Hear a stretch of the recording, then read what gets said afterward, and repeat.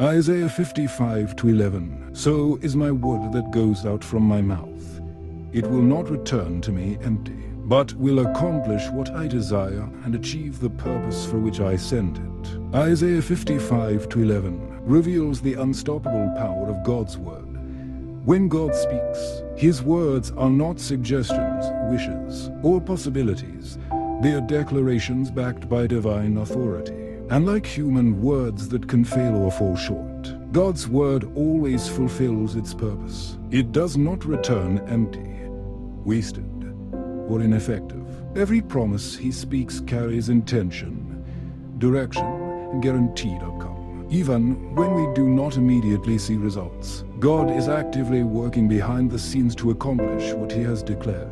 This verse reminds us that God's word moves through time, circumstances, and generations until it completes its assignment.